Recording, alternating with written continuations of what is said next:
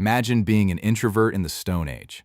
You can't just put on your noise-canceling headphones to escape your loud, chaotic tribe. You all live in the exact same cramped, echoing cave. You hunt together, you eat together, and you sleep shoulder to shoulder.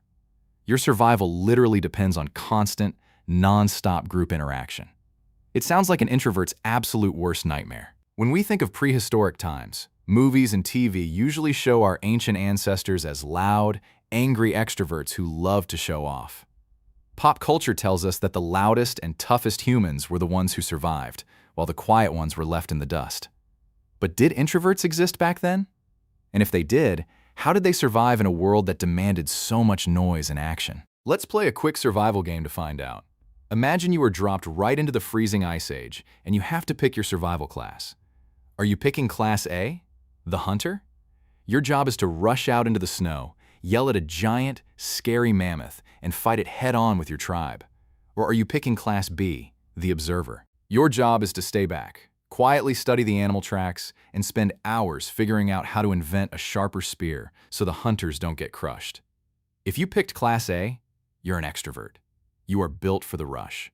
But if you picked Class B, congratulations. You are an ancient introvert, and you are the ancient world's inventor and problem solver. Scientists who study the brain have looked into what makes someone an introvert, and it really comes down to one major thing: being super aware of everything around you.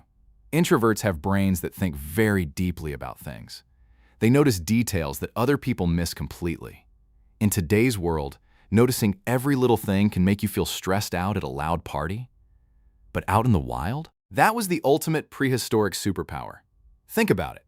If you are super aware of your surroundings, you are the one who hears the tiny snap of a twig that means a hidden animal is sneaking up on your camp. You are the one who carefully figures out which wild berries will cure a stomachache and which ones will make you sick. While the loud extroverts were carrying out the plan, the quiet introverts were the ones making the plan. They were the ones spending hours in completely focused silence, chipping away at stones to invent sharper, better tools. Without that quiet focus, early humans would have never learned to do anything more than bang rocks together. But the introvert's biggest victory didn't happen in the caves.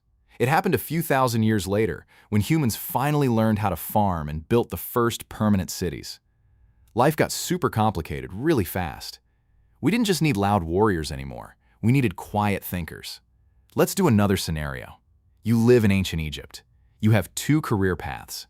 Path number 1. Go sweat under the blazing hot sun hauling giant rocks to build a pyramid while people yell at you. Path number 2. Sit by yourself in a cool, quiet temple all day writing on paper, and as a bonus, you never have to pay taxes. Which one are you taking? Obviously, path number 2. That was the role of the ancient scribe. It was the ultimate introvert dream job. Scribes spent their entire day in quiet, focused peace, documenting laws and copying stories. They were so respected that they were protected from the army. The Egyptians even had a god of scribes named Thoth, who stood for wisdom and magic. The quiet observers were now the ones secretly running the empire. As we move forward in history to ancient Greece and Rome, this trend only got stronger. Picture ancient Athens. The center of the city was a loud, chaotic market packed with politicians screaming at each other.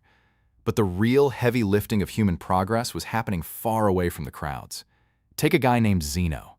He was a famous thinker who hated large crowds and loud noises. Whenever a big group of people gathered around him, he would literally run away or charge them money just to get them to leave him alone.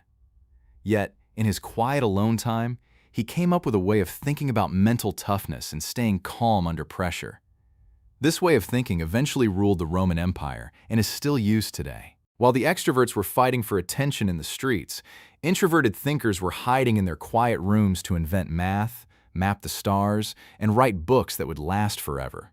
Even in the spiritual world, introverts had the upper hand. In almost every ancient culture, spiritual leaders and monks had to go through long periods of deep silence and alone time. Being alone wasn't seen as weird or antisocial. It was viewed as the only way to truly understand the world.